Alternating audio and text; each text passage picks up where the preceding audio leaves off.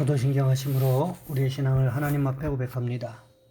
나는 전능하신 아버지 하나님, 천지의 창조주를 믿습니다.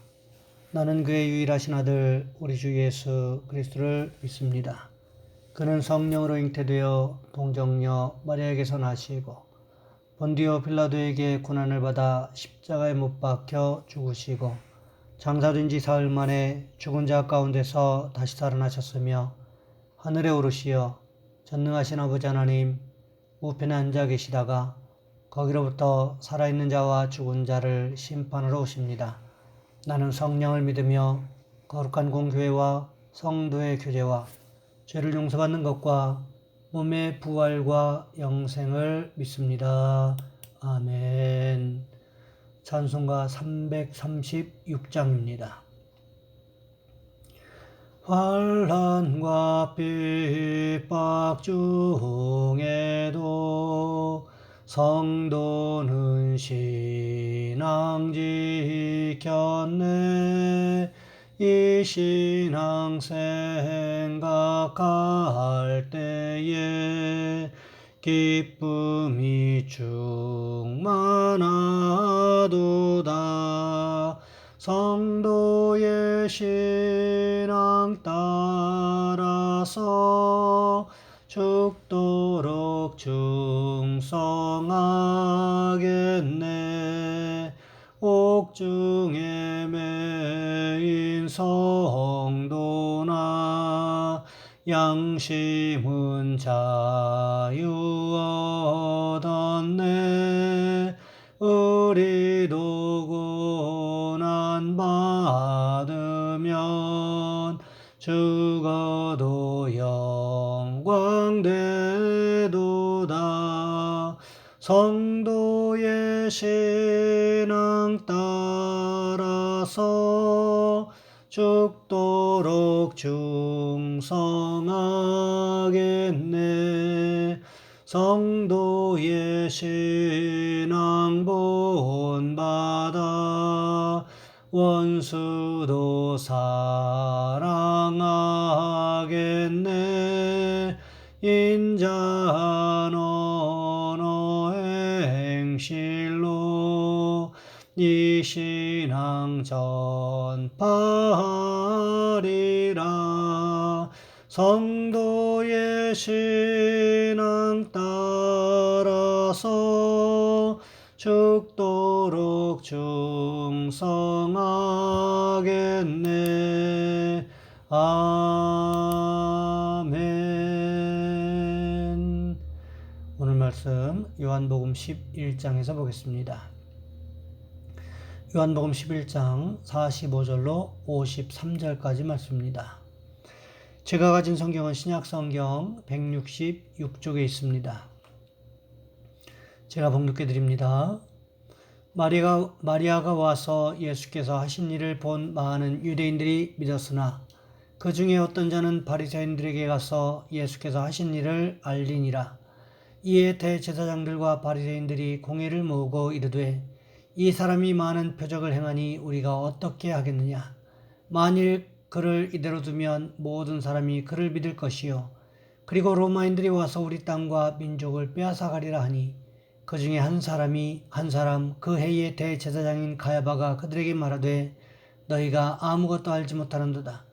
한 사람이 백성을 위하여 죽어서 온 민족이 망하지 않게 되는 것이 너희에게 유익한 줄을 생각하지 아니하는도다 하였으니 이 말은 스스로 함이 아니요 그 해의 대제사장이므로 예수께서 그 민족을 위하시고 또 그 민족만 위할 뿐 아니라 흩어진 하나님의 자녀를 모아 하나가 되게 하기 위하여 죽으실 것을 미리 말함이러라.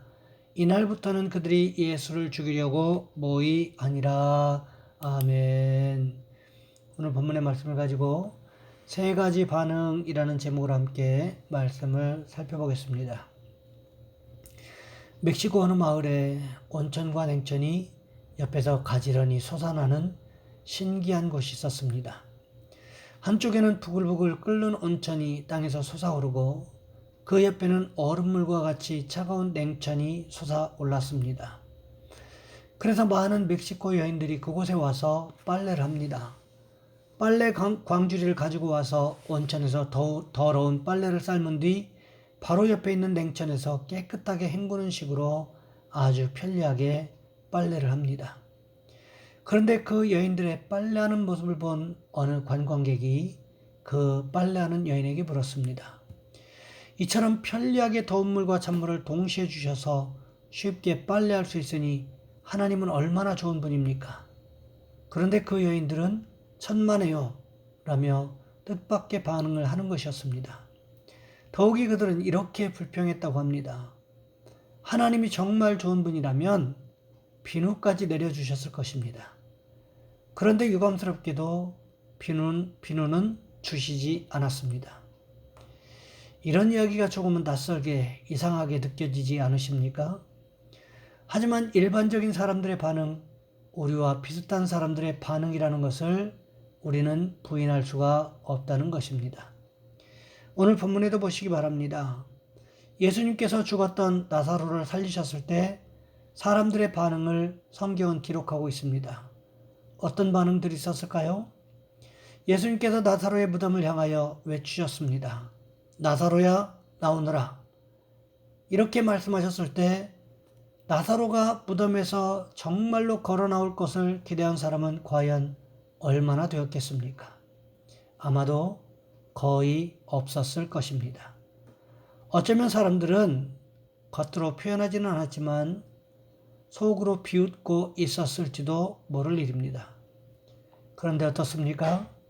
나사로가 무덤에서 걸어 나왔습니다. 예수님의 부름에 죽었던 나사로가 반응해서 걸어 나온 것입니다. 나사로가 걸어 나왔음에도 불구하고 사람들은 아마 믿기 어려웠을 것입니다. 그때 사람들이 가장 먼저 보인 반응은 어떤 반응이었을까요? 아마도 호들갑을 떠는 반응이었을 것입니다. 다른 사람들도 다 보고 놀라고 있는데 이것이 진짜인가?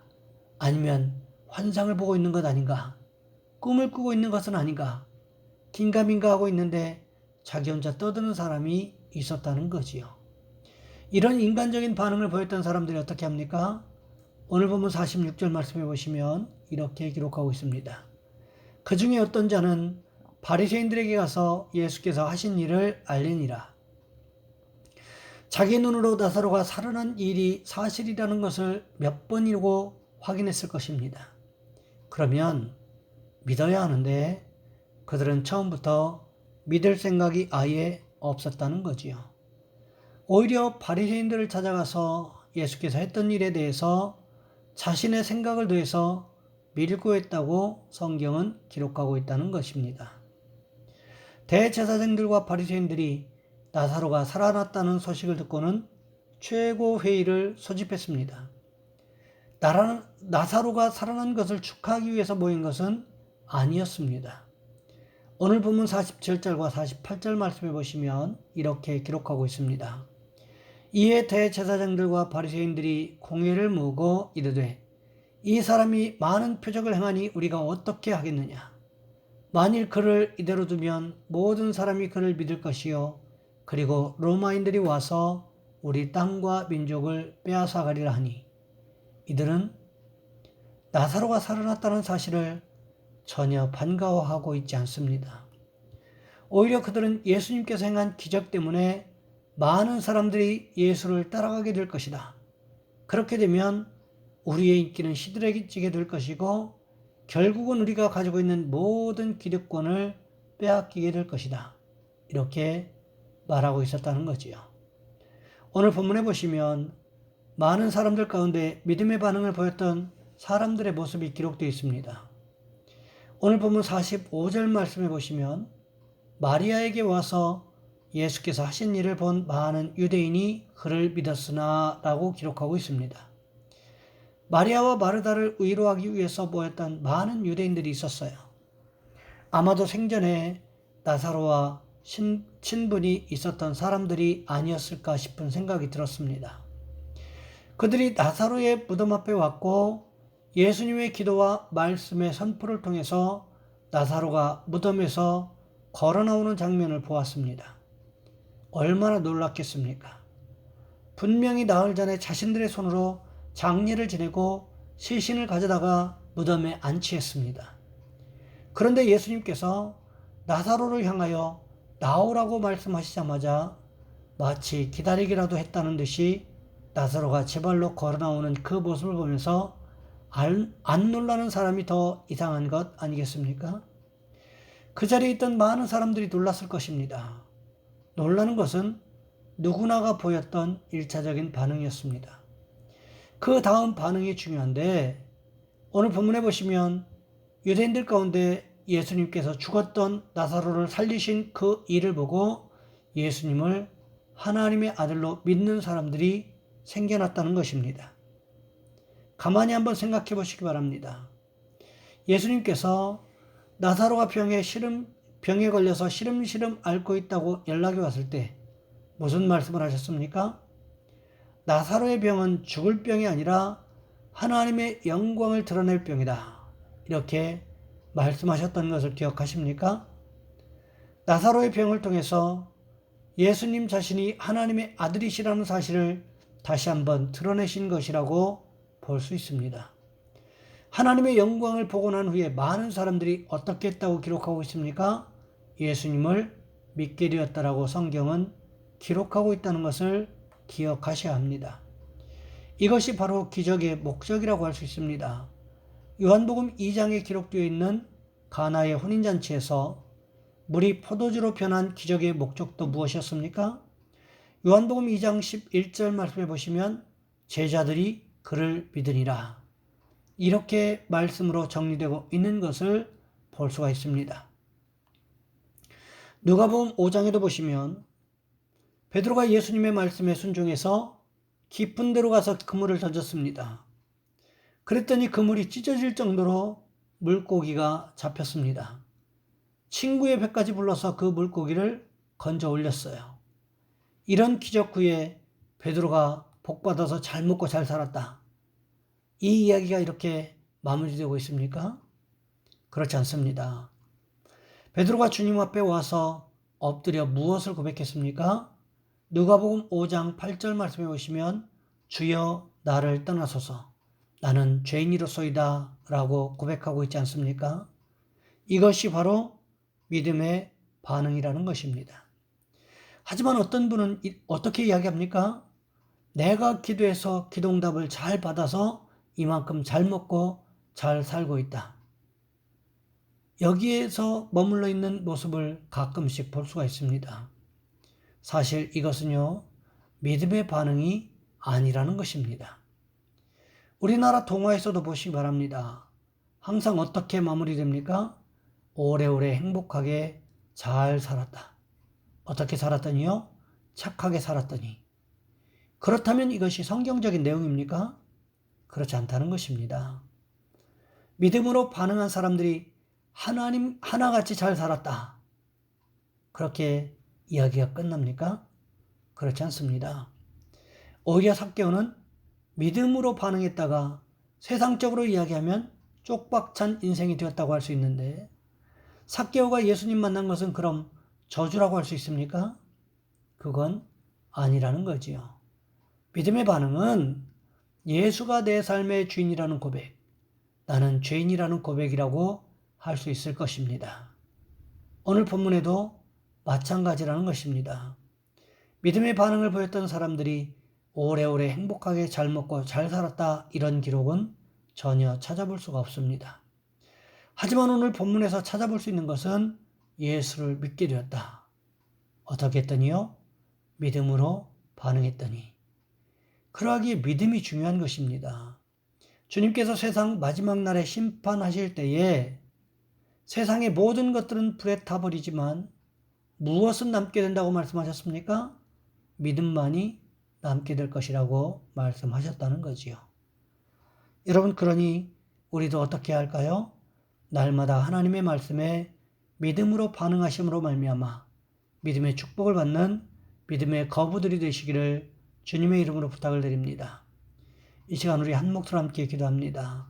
하나님, 우리도 예수님을 만나서 믿음으로 반응하게 도와주시고 믿음의 축복을 경험하게 도와주옵소서.